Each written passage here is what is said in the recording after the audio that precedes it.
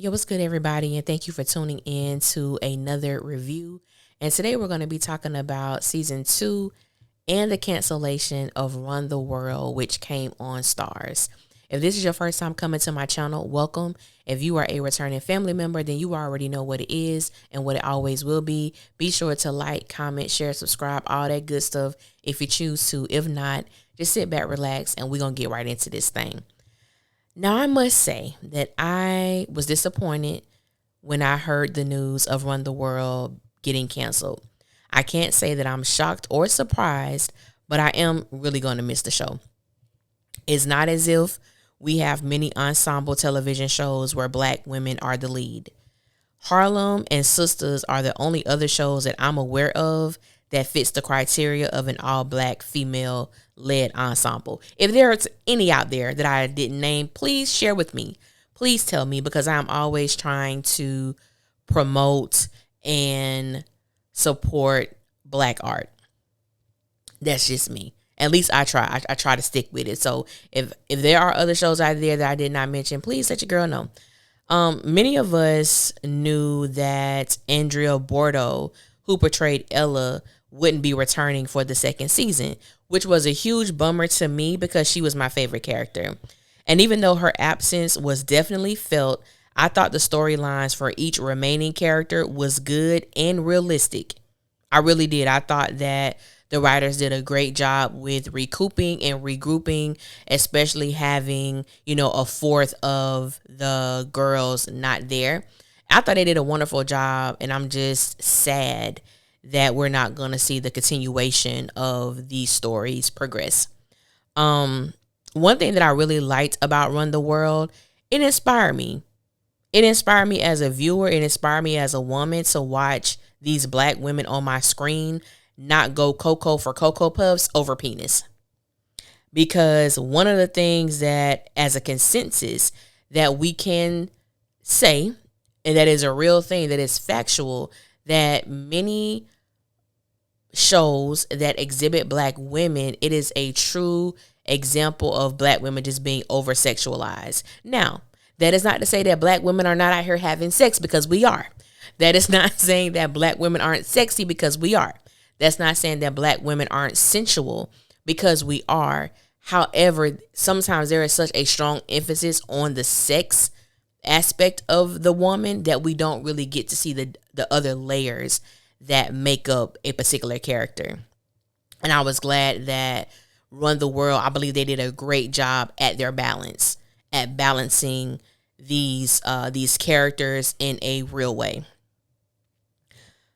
One of the things also that made this show so intriguing to me is that the women were intelligent, they were educated, flawed, and on a continual journey of finding themselves while maneuvering through the uncharted waters that life sometimes bring our way. It was beautiful. It was beautiful to watch. Something that I admired about Run the World was that it depicted friendship of black women in their 30s in a realistic way. From knowing and understanding and realizing that you can't change your friends, knowing when to be soft in displaying love versus when to give tough love. Okay, and I think that's something that sometimes we can struggle with, knowing when to be soft, knowing when to be soft tone when displaying love and compassion versus when just telling your friend you need to get your shit together because you falling off, sis, and this ain't you. You know what I'm saying? It's a balance. It's a balance, and we just have to be intentional in knowing the difference. Like I said earlier, I'm disappointed that we won't see the continuation of these stories because they were so good. They were so good. But I do want to talk about, for those that did not watch the show, I thought that it was still on Stars, that you could go back and watch it. I tried to rewatch the show a couple days ago, and it wasn't up there. So I don't know where you can watch it at. I'm sorry, I don't have that information. I thought it would be on Stars, but it's not. But I just want to talk briefly about what I enjoyed the most about season 2. Even though the show was canceled, I still believe that it's something that should be celebrated because I believe overall it was a great show. So I want to start with my favorite storyline. of season 2, which was that of Renee and Jason. Renee and Jason were a married couple that we saw in season 1, and they ended up separating because Jason did some foul stuff. Jason took money out of a shared account to invest in his group. He did not talk to his wife about this move of money, and it just wasn't right. And because of that, and there were other things going on in their marriage, Renee decided that, they should be separated. However, in season 2, we were able to see when Renee and Jason met. We were able to see just how enamored they were with each other, just the similarities that they had, and just watching how their love blossomed.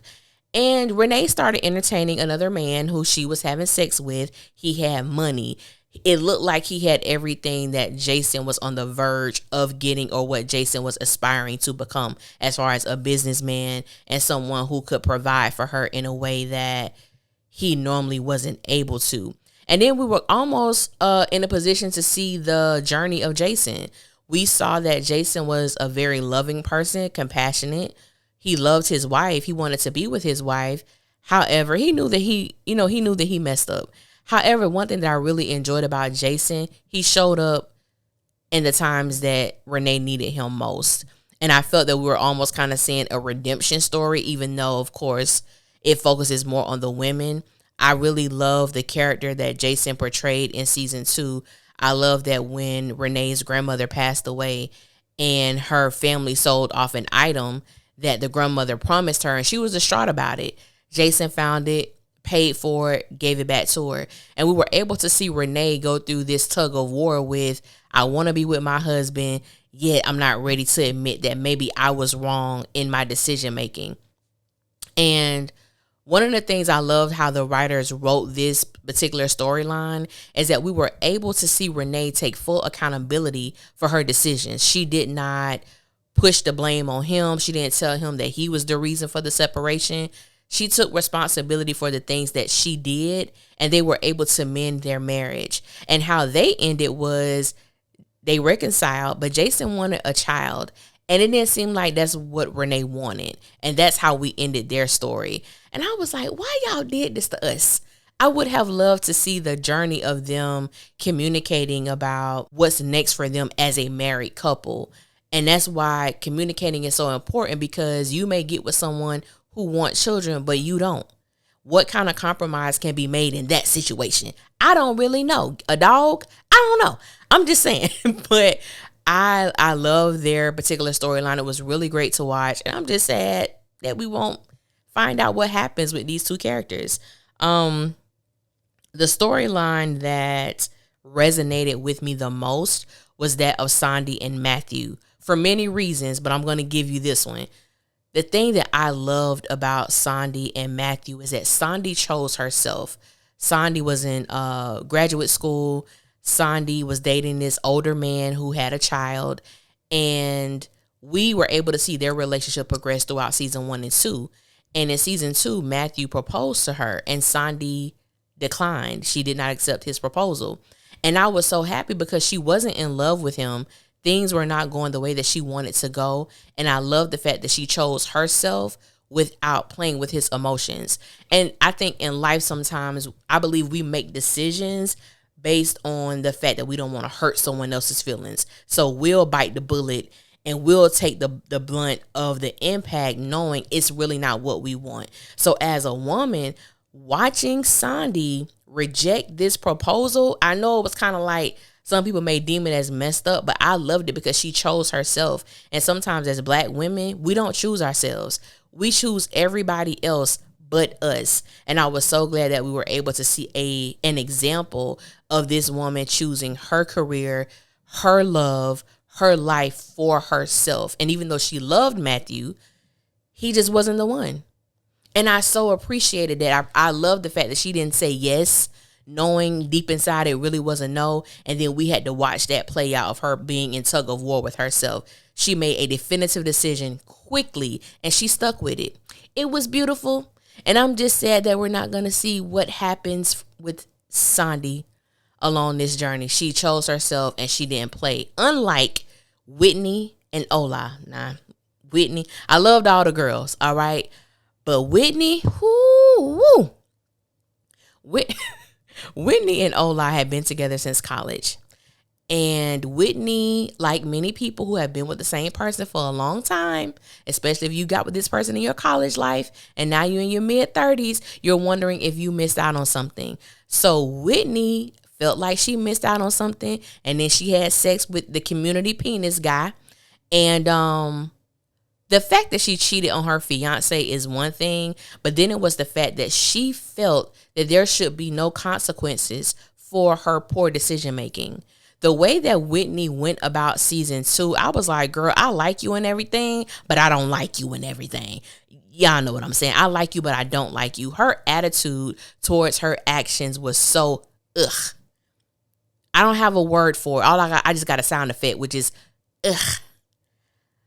You cheated, ma'am. Whitney was really acting like, oh, like you just should forgive me. We should move on. And it's like, wait, whoa, you violated the trust within your relationship, and you feel like it should be like forgive and forget and let's move on, not talk about it, not deal with the reason why you felt you had to do this in the first place. Whitney was something, but Whitney was also, and even though it was like a character that I did get upset with, it was very realistic because I know people in my personal life who have been with their husbands or their wives since college, and they got married and now they have brought children into the world, and they're wondering, did they miss out on something? Should they have gotten together so soon, so serious so soon? Now you married. Now you've been with this person for 10, 11 years, and now you have, which I think having those feelings are legit. I think having those feelings are realistic. But there is something between having those feelings, acknowledging those feelings, but acting out those feelings is a whole nother situation. And that's what we were able to see with the character of Whitney. And it looked like Whitney and Ola were going to reconcile, possibly, but that did not happen. But we did see them get to a place of being cordial with each other. Those were just like the basis of the storylines for these particular characters. Like I said, I wish that you guys could see it for those who have not watched it. And for those who did watch it and listen to my reviews and comment, I do appreciate it. I'm just sad and disappointed that we're not going to see the continuation of these characters, of these people, because I felt like this was one of the few shows that showed Black women to me in a great light. Like I said, they were not functioning with penis on the brain 24/7. They knew that they had issues. They were going to therapy. Therapy was something that was mentioned on the show, and not only mentioned, we saw them with their therapist. Like that was something that we saw them do, and the intentionality of displaying Black women in therapy, getting the help that they need, being real with themselves. I think it was just a beautiful thing to watch. And unfortunately, this show was canceled. But I said all that to say this was just one of the shows that I enjoyed watching immensely. And it was only a 30-minute show, but they packed so much in there. It was like, wow, I can't believe all that was in 30 minutes. It was really good. But yeah, sad to see them go. But I just wanted to give y'all a little tidbit on how I felt, because I did have some people reach out to me asking me did I know that the show was canceled, and I did, and I'm sad to see it go, but I do appreciate the storytelling that we got for the 2 seasons. And I wish nothing but the best for all of the characters, all of the people who portrayed the characters on the show. Nothing but success to them in the future and favor. Shall follow them everywhere that they go. So I want to thank you guys for listening. You could put your thoughts if what's your thoughts about it. If you watched the show, if you didn't watch the show, it was a gem. It was a true gem. And we really don't have many of those with people who reflect us. So until next time, I want to thank you guys for listening, and I will holler at y'all later, and y'all be safe out there.